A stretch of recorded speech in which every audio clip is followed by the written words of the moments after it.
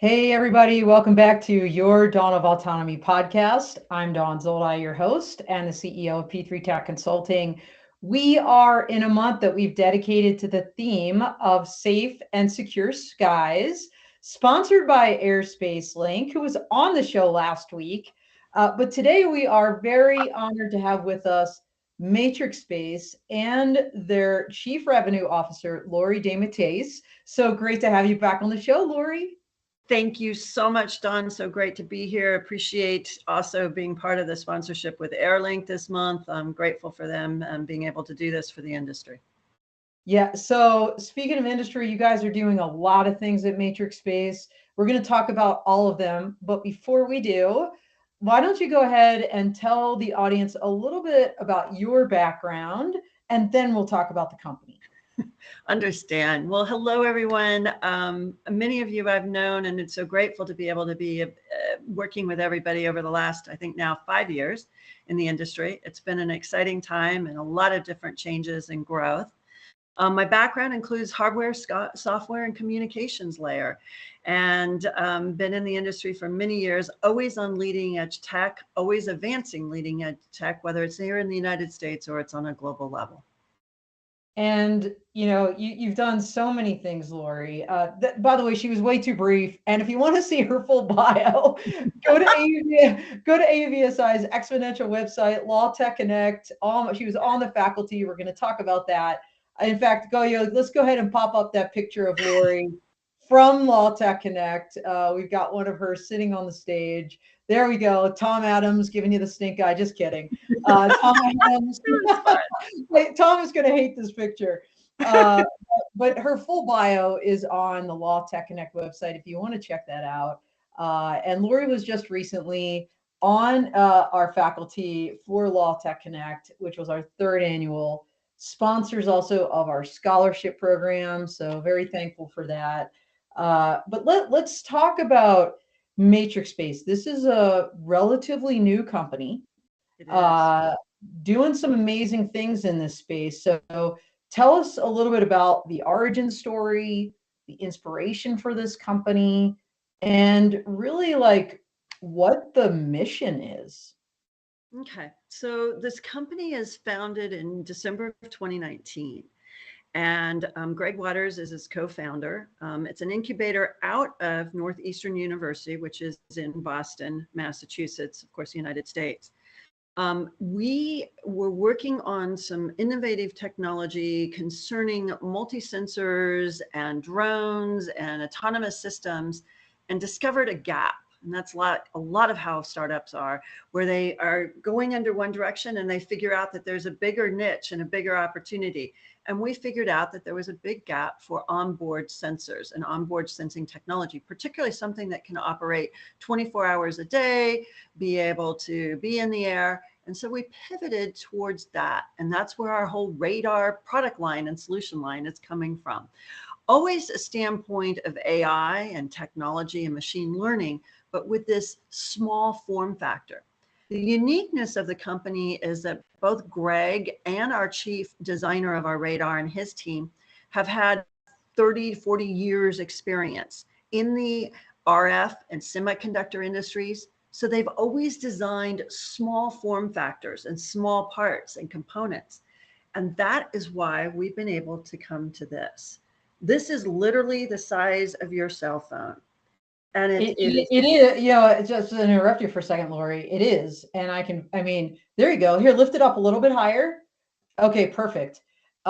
Because when I saw you guys at Expo, you had a great booth. We're going to talk about that here shortly.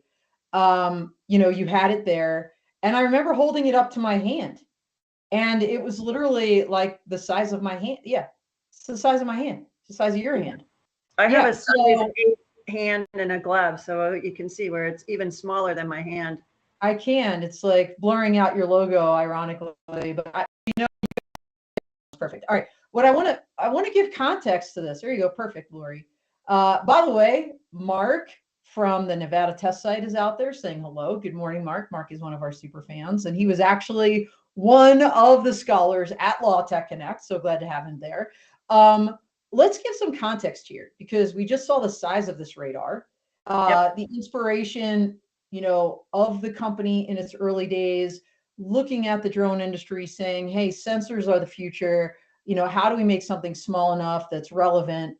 Um, from a radar perspective, how big are traditional radars? I mean, this just to give context to people, because you So can look at I've this had and to say, learn. It's been so much fun learning about this, because when we think about radars, all of us are fly and travel all the time. You think about these huge radars at airports, or yeah, you think about these radar systems that we've all heard about in war times, or protecting our country. And I mean, these are massive systems that they cost are. millions of dollars, require millions of dollars in infrastructure, and additional hundreds of thousands of dollars to maintain. And Yes, so it's pretty wild to think about this at the completely the opposite side, because it is so tiny. yes. It weighs less than a pound. It has very, very low emissions. In fact, less emissions than your cell phone. Um, and you can put it in, as Don will attest, I carry it in my purse, or I carry it in my pocket. At one of the panels I was speaking on for AUVSI, I literally pulled it out of my pocket. So it is so much fun from that regard, and you don't need the infrastructure. And so the genesis of Greg and the team was to take this and be able to bring this out to the market, to be able to have safety and security literally in your pocket.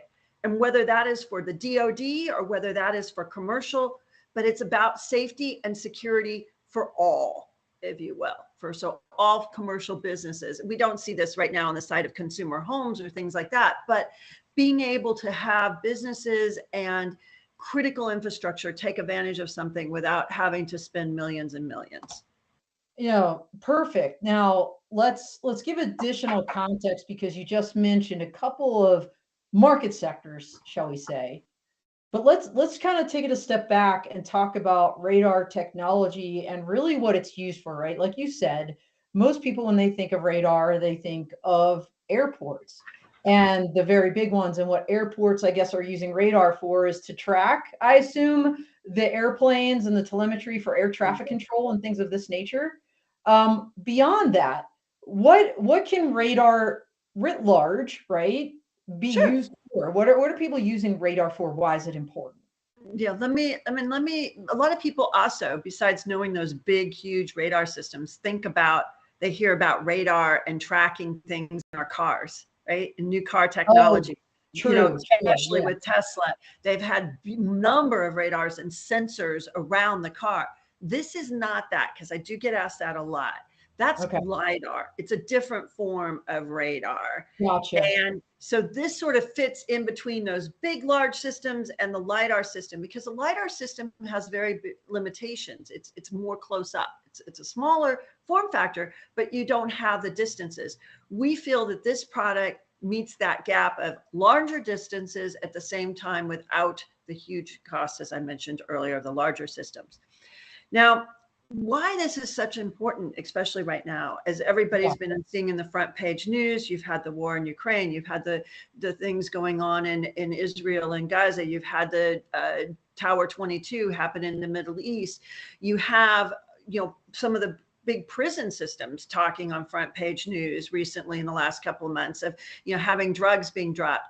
The proliferation of drones and the availability of literally to make a drone on your 3D printer at home Right. is a change. And that's where before you needed to have a lot of money to be able to buy a drone. It was $10,000, $30,000. It wasn't $100 on your home computer. And so Right. that has caused a safety issue. It doesn't even have to think about it from a military or DoD perspective. You can just think about it from the standpoint of your local electrical substation. You've seen in the news where people have been able to fly drones into that. Well, then that takes down an entire neighborhood and costs thousands and thousands of dollars to repair. So it has new use cases and new form factors because of some of those uniquenesses that are happening in the driving, the autonomy of flight of systems. Right. Mhm. But radar detects objects what, in 3D, if you will, in space. And so not just drones, but it could detect other things, right, Lori? Because I recall you telling us from the stage at Law Tech Connect that the military had actually deployed your technology in a remote location in Africa. Tell us, I don't want to tell the story. You told it so well. Um, you go ahead and tell this story because I think it just kind of gets to the unique use cases that can be used with this radar, Yeah. and how the military used it to protect airmen in a very remote location. So go share this with us. So, It's really so cool. I think Bobby also put something in the chat that's very true. We have this Yeah. ultra high fidelity and our ability to uniquely track objects. Now, I was just talking about the air, if you will, from an air surveillance, but you also have the benefits and the use cases of ground surveillance. So this radar actually fits both kinds of form factors. Again, we're not going to be able to detect objects miles and miles out. That's what the larger systems are for. But if you think about the expression flying under the radar, that's where Yeah. we fit in. So the small, short Well, distance. let's put a new tagline. You won't fly under our radar. Yeah, great. Exactly. You'll fly under our radar. So you won't be able to. Yeah. And that's where we're fitting in. So there's a number of use cases, and it's really fun because every day we get a phone call about, well, could you try to do this, or could you help us with this kind of a situation? The ubiquitous denominator, that common denominator that goes across all of these is somewhat of ability to give information that can be combined with other sensors and technology to classify something and to help us react to that. So it is another tool for us humans to use in the technology cycle and the technology evolution to make things smarter and more helpful, whether it's being safer, whether it's being able to protect infrastructure. So safer as a person, safer as infrastructure, being able to give the information so that we have the intelligence as humans to react to it. That's what I like to talk about.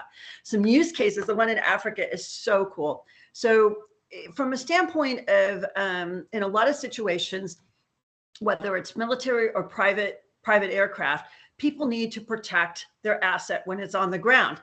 In a lot of situations, we have beautiful airports with lots of protection and a lot of, thank you to the government for the work with the FAA to make sure that all of our airports are safe for us as humans, as well, for us as passengers, as well as all the staffs. It's human passengers. Yeah, but we don't have, a lot of countries don't have the infrastructure or the processes that have been put in place here. I mean, we are the gold standard. And so, you never know who might be circling around that aircraft that's been parked there. Or what? Or what? And so in some cases, in some countries, you may not have drone swarms coming in and need protection from, but you may have monkey swarms. And so monkeys come in and they want to take whatever's there, whether it's a part off the aircraft, whether it's a hat off of your head. I mean, they literally come in and do an attack.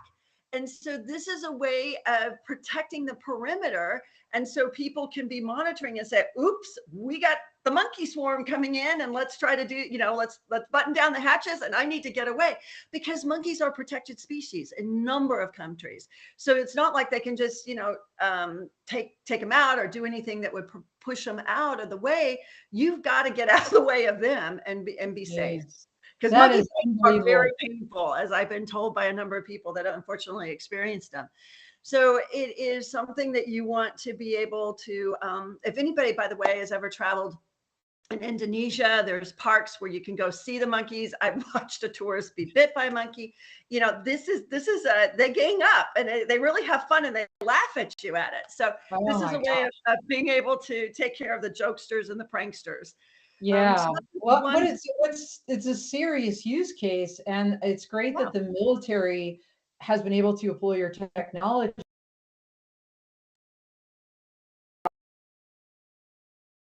Well, so hey, Bobby, thanks for dialing in. What he said was ultra high fidelity equals better tracking, MatrixSpace unique ability between objects, in this form factor, plus the price is unparalleled at this point. Thank you, Bobby. Agree. So I want to dive deeper and break this down, Lori, because you alluded to it. Bobby said it, but we haven't really talked about this idea that it's not just a really awesome small radar that can go on an aircraft, a drone. It could be on the ground. It presumably can be on a mobile platform as well. Right? Some of those use cases. But let me clarify something. The military, this is a case example. It isn't that we are deployed doing that right now, right? It's just a case example. Okay, Roger that. Yeah. But I want to talk about the AI that on board that makes this radar also very unique in that object distinction category that Bobby mentioned. So talk to us about, it's not just a normal radar that's smaller. It's a lot more. So walk us through that. Okay. So from a standpoint of the radar itself, like you mentioned, we have it for air surveillance, for ground surveillance, people, cars, different things that might be happening. It's a change of state. So we like to call it that. Now, we have put some intelligence into the system, and that allows us to do some identification. Those are some of the future things that you will be seeing coming out with our company, as coming out this year and even into next year. But what we've tried to do is make it as simplistic and as deterministic to each type of a customer, so that we can put some of the nuances in depending on what they're doing. And we really try to work with our end users and saying, okay, what is it that you're trying to solve? And then working our system around those particulars. The whole goal of the system is to be almost like a networked kind of information mesh, if you will. Think about it as wherever these are deployed, information is going to come back to that end user across the entire totality. So you have a view and a vision of everything encompassing that, almost like a 360-degree view. Obviously, we always talk about 360 for BV loss, but think about this as a 360 view of everything that's going on, rather than, up to date, everything with the sensor technology has been like individual runs. You have this individual reporting here, and you got that individual reporting here. And the things that we're doing with our system talks about it in a more of a holistic standpoint. So you have that whole view and vision. Yeah, I agree with you. Laura, you and I have talked about this before offline, that the companies that are going to do well are the ones that are integrating with other companies. And we've seen the maturity of the industry over time. We're seeing, for example, at shows, and it's not just a matter of the price point, but also, this idea of collaboration where two or more companies are in one booth because, hey, we present a holistic solution. Exactly. And with regard to beyond visual line of sight, or even something like counter UAS as an example, we know there's not one size fits all solution for any of these types of operations.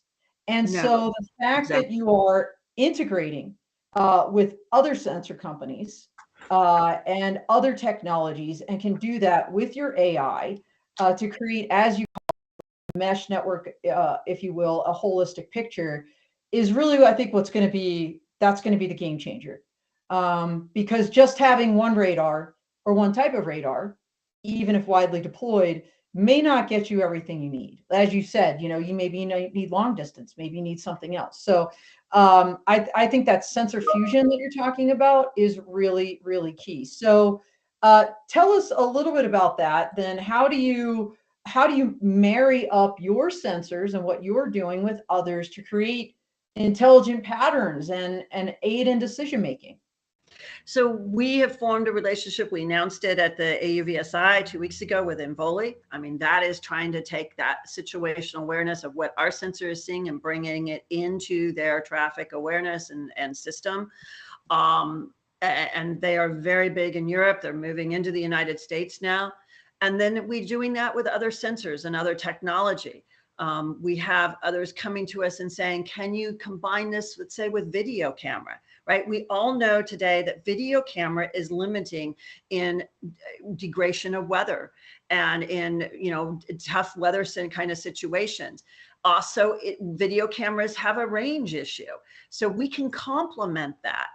Bring that forward into counter UAS. We work very closely with D-drone and with the D-drone system. So now we can bring in the radar factor with their RF information and marry those two together. We have additional sensors and technology. I mean, like I mentioned earlier, flying under the radar. So where you have very long deployed radars, we can help cover that drone that might be flying underneath, or whatever might be going underneath that would not be normally be able to be seen because of the long projection that would be happening with the current radar. So we have a complementary nature. And then we talked very deeply at the show about weather. I think weather is now becoming a forefront in the industry with the work that the FAA is doing. And that is about the fact that weather changes. When you may take off for, let's say, in package delivery 2 miles and be delivering a package in 2 miles in another direction, that weather could be completely changed from when it take off.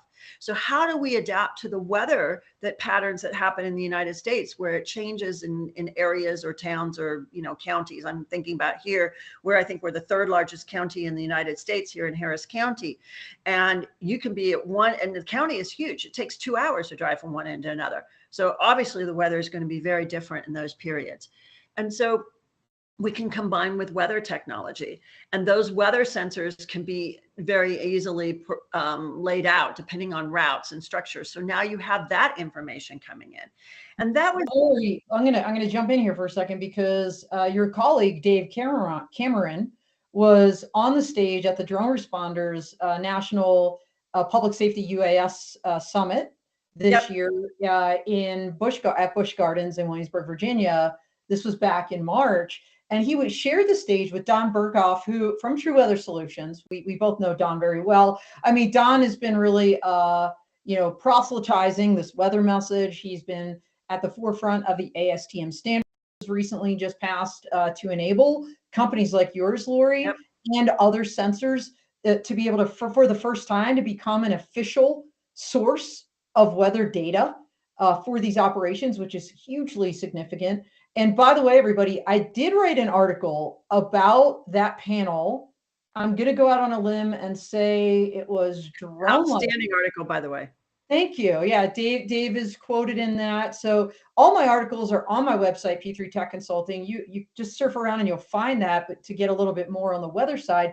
But I want to pivot for a second and talk about ASTM and the standards groups, because not only has MatrixSpace been very busy creating this small form factor AI enabled radar technology, you've also been very active on the ASTM standards side of the house as well, with regard to advancing surveillance data services in particular for drone operators. So tell us a little bit about that and where that effort is going, because we know about the weather standard that's been passed, but you're working on maybe a related one on surveillance. And how is that going? Yeah. So it is going great. Kaki from our team is on and working through that standard with Involi, actually. And the goal is to create requirements that the industry can adhere to, right? So think about how IEEE was formed. Think about some of our other standard committees, where it's a group and everybody working together that can adhere to a common goal, in this case, the common standard. And that's what's been important. It isn't just somebody in a back room creating something. It has come across as a group and as a team operating. So this standard is actually to facilitate the collection and dissemination of air traffic data to support autonomous flight operations. And the goal is, of course, to be able to parlay that globally so that everybody has a global standard. But at least right now, we have the ASTM standard that the industry can look to and work towards and be part of. And that's really important, because otherwise, we need, as an industry, in order to accelerate our growth and in order to accelerate bringing this technology to everyone, a way to commonly operate and talk and work. And this standard enables that, because without the collection of information, you have no way of knowing who else might be next to you when you're flying. You have no way of knowing how the you know, even on the ground, how things are moving. You've got to be able to have a way of telling everybody what's going on. Because can you imagine having package delivery and having 45 different aircrafts going in different directions and all trying to collide, you know, go in your neighborhood? This tool, this standard allows the order that we have seen as we do flights today as consumers of the aviation world and being able to go onto commercial aircraft, the same kind of ability, yet it's at what we call the lower level, the 400 to 1,000 feet and below levels. So that's what this is about. Yeah. So, you know, for those, I mean, I assume most of our audience is pretty savvy in this kind of what is happening in what we'll call the UAS traffic management or UTM space. Literally, Europe has U space. It's their regulation, which became effective last year.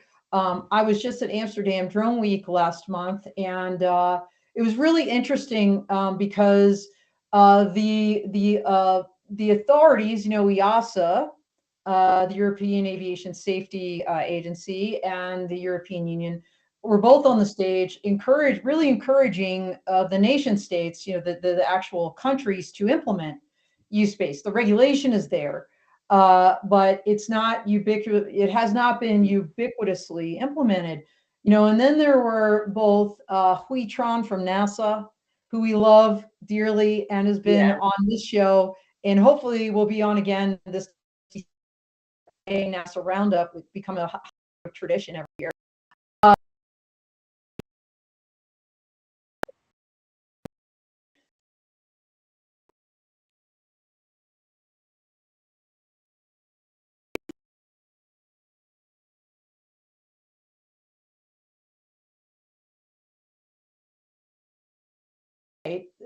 In the Dallas-Fort Worth area starting this August. So for everybody out there, I did it finally did just get published. I wrote it a month ago. That Amsterdam Drone Week kind of updates on the regulations came out in Inside Unmanned just like yesterday or the day before, and I just popped it up on my website. So it'll be one of the first ones you find on my article page. So talking about UTM and what ICAO is doing, and you know, and this is also relevant to AAM, Lori. So when you think about advanced air mobility, urban air mobility, UAM. So when you think about the different use cases, markets, if you will, for the MatrixSpace radar, it's not just small drones. It's not just beyond visual line of sight. It's not just military applications. It's really the full spectrum of everything that's needed for this ecosystem, from ubiquitous scaled drone operations, deliveries, and things like this, all the way through large eVTOL aircraft and urban air mobility, advanced air mobility, air taxis, if you will. So tell us a little bit about that. Do you anticipate additional evolutions in your technology, which is also already amazing, to meet some of the demands of the larger aircraft, or maybe higher volume? Yes, we have a Gen 2 that literally is we're working on, and that will be the next generation that I think will be very applicable into the AAM market. And again, it will give those distances to be safe, to have the well clear, all the nomenclature that all of us know from within the industry, but there's probably other people on there that look from outside, so I don't want to bore everybody with all those. But the point is, because you could spend a day explaining that. But the point is that yes, it will enable those kinds of flights and activity. So, and you know, those are, you know, the government has suggested that we may have that by in time for at least doing some limited testing, or not even testing, but some limited flights for the Olympics in 2028 in Los Angeles. So that will be very exciting.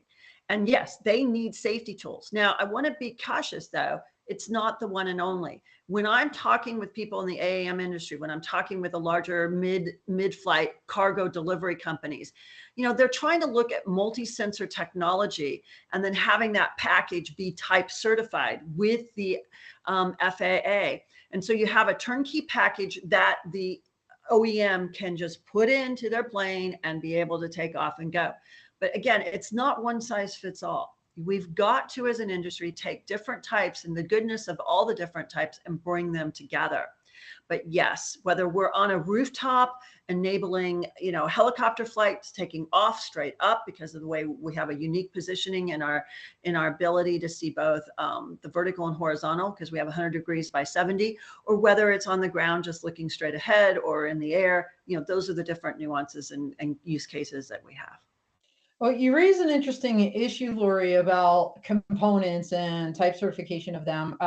Actually had a company approach me at Expo, asked me that very specific question. I walked them over to FAA's booth.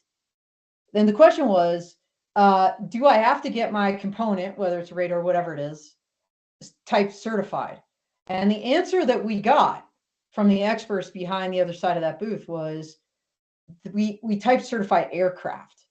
Right. And so not components. And so I think there's a lot of, so let me say two things about that. Number one, I think there's a lot of confusion in the industry because of the blue UAS program and the idea that through that program and the green UAS, the blue framework, if you will, and the green UAS now related program with AUVSI, that people think the FAA is type certifying components. Apparently they're not, but I'm hoping, number 2 point, that the FAA at their Drone and AAM symposium in Baltimore at the end of July will explain this better from the stage and clear up this confusion, because I feel like it's very significant. There are a lot of companies out there not knowing what to do, who to talk to. And Laura, you've been around the block. I mean, besides working with the FAA, you work with the FCC. And I think this is also an area where companies, startups, they jump into this space, whether it's radar, whether it's some other kind of RF technology, right? RF focused technology. And they might not fully appreciate that the FCC needs to be involved in granting permissions or licenses to use that, and maybe, what spectrum you're on and things like this. So by the way, everybody, we talked a lot about this at Law Tech Connect. I'm going to put a shameless plug out there. Next Tuesday, 9 a.m. Mountain, 11 a.m. Eastern, Lori's panel, the other 3 A's, Airspace Awareness and Assessment, will be streaming. We tape that panel. She talks at length about that FCC approval process. And I encourage you all to dial into that, because you will learn a ton, not only from Lori, but Tom Adams, who we saw, and others. So please dial into that. But is there anything you wanted to add about, kind of those approvals and certifications and kind of what that journey has been like, just briefly? Sure. So from a standpoint, let me just take 1 second and just say, from a standpoint of being able to put together packages and being able to have that certification, it's different players in the industry trying to help the original OEM. So whether that becomes a package that then goes in, it just depends on where their business model starts to go. But right. I can share with you that the point is that it takes a number of sensors just to make sure that we're safe. And that's what the industry is doing, is ensuring that the public is safe, whether you're riding on an air taxi, whether you're having a package delivery into your home, or whether you're trying to do some kind of surveillance or counter UAS. It's about safety. Now, rolling in back into what we talked about, Law Tech Connect, I'm going to give you a plug, Don. I want everybody in this audience to know that I was at the very first Law Tech Connect. Now we've got this last one, and it is just amazing to see the number of people that are coming, the number of people that stay the entire time. It's like having a mass class on everything to do with law and the industry. I have told so many people that you have to show up, because now you can completely get a 101 in the industry with Don's one-day class. And the feedback that I got from this year was, it was A+, Don hit it out of the ballpark. So I do encourage everybody to listen to the various panels that Don makes available, but it is truly the top of the industry, all talking and all working together and coming together in one place, which is unprecedented. And the quality of the information discussions were honestly bar none. Thank you. So, thank you. And you're a big part of that. And, one thing I will say about it is the online version is awesome, right? Because you get to watch it and listen. You can rewind. the benefit of coming in person, and next year we'll be in Houston, right, with Expo at the end of May. It's that last part. It's law, tech, but it's all about connect, right? And the happy hour we had, thanks to our amazing sponsors, Sunday night before we even had the event, so people can meet each other. I know you brought like your entire team. Airspace Link came out in force. Modal AI was our gold sponsors. They brought their whole office because they're from San Diego. I mean, just to meet everybody Right. and talk was amazing. But Lori, thank you so much. You're too kind. I want to talk. I just want to be clear, you know, we're getting towards the end of this show, and I knew our time would fly.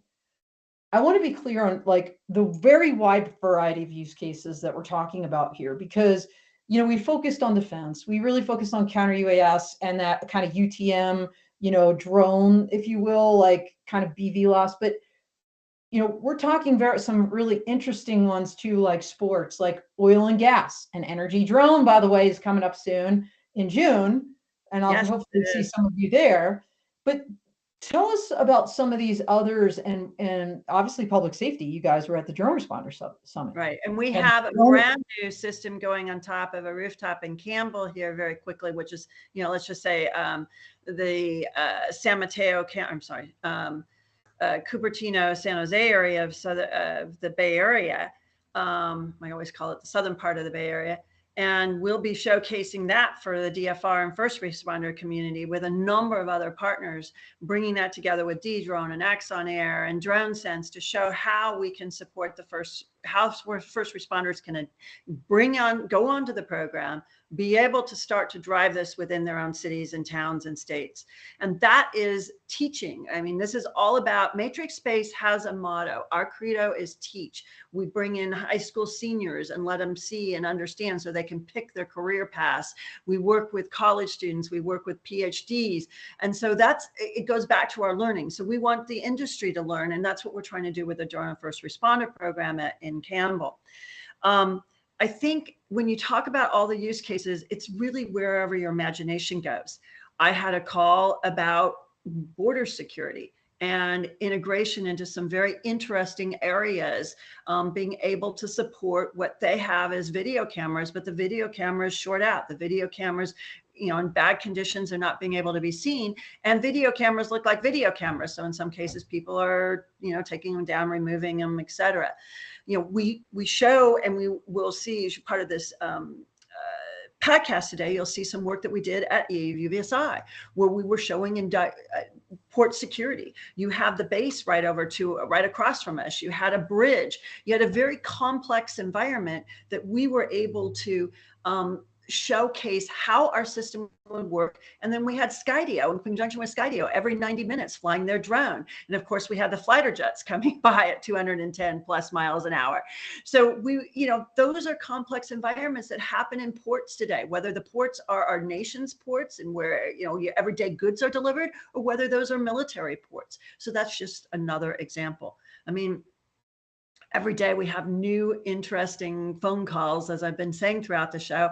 And that's what makes this job so fun, is it's really our imaginations of where we can take technology. And that's where I've been my entire career, on that leading edge, bleeding edge technology, and bringing that into the market. So we're excited to do this. I was going to say, from monkeys to law enforcement to sports, which we didn't even talk about, because I remember, I think it was on the last time you were on the show, Lori, where you talked about how, for baseball, you use the radar. You're on golf courses in Southern California right now. And we're working on some trials with some golf courses, and it's really fun. I mean, because we can track that small of a form factor within a meter of accuracy. So that is amazing. Just amazing. So lots going on. You guys have come very far. By the way, we didn't outright say it, but I'm going to. Congratulations on your FCC approval. Yes, we talked about the journey, but we didn't actually say that you guys did obtain that approval. So, full steam ahead. And I didn't have a chance to talk about, listen to that video that Dawn is going to be putting up next week, because it does talk about the journey with the FCC and the FAA. And it's incumbent as all of us in the industry to make sure that we're following the rules and regulations. And as I mentioned in Dawn's the Law Tech Connect, I'm not concerned about this industry, so to speak. We are really trying very hard, where things aren't clear, we try to go get clarity. We try to make sure that we're, refining and working with the FAA and working with the FCC, in our case, both sides of the fence. And it's very successful, and they do want to partner, and they do want to go faster. I think that was the mantra: go fast all week long at AUVSI. But I'm more worried about the individual users that don't have any idea that they shouldn't be doing something. And, you see the proliferation, like I mentioned, of the 3D, and you see some of the rogue activities happening. That's where we have the risk. But from an industry, I'm so proud of what we've been able to accomplish in the last few years in bringing this technology in and having a ubiquitous roadmap, if you will, through the regulatory environment. Absolutely. And Lori, you alluded to it a little bit, but, I'm going to give you this opportunity, as we, we're in May already. I can't believe we're this close to, a half of the year being over already. Well, I don't know where the time is going. But, as you look ahead, what's up, kind of, you mentioned maybe this 2.0 of your radar coming up. What else is on the docket for MatrixSpace? Number one. Number two, where can we find you guys next if we want to see you in person? So let's do the first question first. So you'll see, like I mentioned, the Gen 2 radar. We have some other stuff coming out with the AI machine learning and this whole, ability to do 360 and start to combine systems together and bring in that intelligence. So that mesh, so that interlocking, that's coming up. Where do you find us next? Well, first of all, you find us on our website, matrixspace.com. Feel free to always reach out to me anytime, Lori.DeMatteis at matrixspace.com, or just send me a LinkedIn and I'll respond that way and help answer any questions. From a standpoint of where to see us next, we are actually going to be coming out again in October. So we have a number of activities going on in October. You'll see us at the Army show in Washington, D.C. Right after that, you're going to see us at the Boston Police Chief Association, and then at the Interpol 2.0 down in Texas, as in addition to a couple of other military shows and things like that, the Air Force, et cetera. So that's where we're going to be coming out next. This summer, we're going to be working on just various demonstrations and things, both military and commercial. Okay, excellent. Yeah, because so much going on, and I think it's really smart. A lot of folks go to the kind of the shows where there's a lot of B2B and the industry comes together, and those have a purpose and they're awesome. And of course, I highly recommend doing those. But to the extent that you can go to your clients, go to those market sectors, some of them, it's almost like, knocking on doors, because some of them don't even know that they need you. And it's just like, hey, we already talked to some people in your community. We know you have this problem, and guess what? We've got this really awesome solution for it. Why don't you listen to that? So really super cool that you're able to do that. Go to the Army shows and some of these DoD and law enforcement ones, really super important. So, all right, Lori, we are very close to time. I absolutely want to cede the last couple, minutes here to you to, kind of give your summation, your conclusion, whatever we didn't get to, or what you want to leave the audience with as we close out today's show. Oh, well, I just want to thank everybody. I neglected to mention another thing that we're doing right now with Nightingale. That's another one of our key partners, and we'll have a demonstration available with them and some live feeds here on top of their rooftop, and then also with some of their end user and customers. So we have a number of key partners. I would suggest that everybody just keep a track of our website, because we have some announcements coming up as well and some exciting things happening. But just appreciate all the teamwork that this industry has to work together to ensure a successful integration into the day-to-day lives of our businesses and our communities. Yeah, I met Nightingale at the Drone Responders and their Blackbird drone and some of the things they're doing, which is a tethered solution. Really, really cool. Met Jack Wu because you introduced us at Expo, hoping to get him on the show eventually. And so thank you, Lori, for everything you're doing. You've been such a big part of Law Tech Connect, but and I call my my Law Tech Connect folks now, I call you like Lady Gaga has her monsters. You guys are my connectors, and you really are a connector. You are a connector in every respect. So thank you for what you're doing for this industry. Thank you also, MatrixSpace, for being on the show again, and for your support of all of our different efforts. And of course, for putting out this incredible radar that I think is really going to make a difference across so many use cases and market sectors. So we're excited to keep watching you grow and evolve. And we will absolutely be checking out your website to see those announcements coming up this summer and beyond. And hopefully some folks out there will get to see you at some of these shows in the fall. But in the meantime, thank you everybody for listening in. We are out here.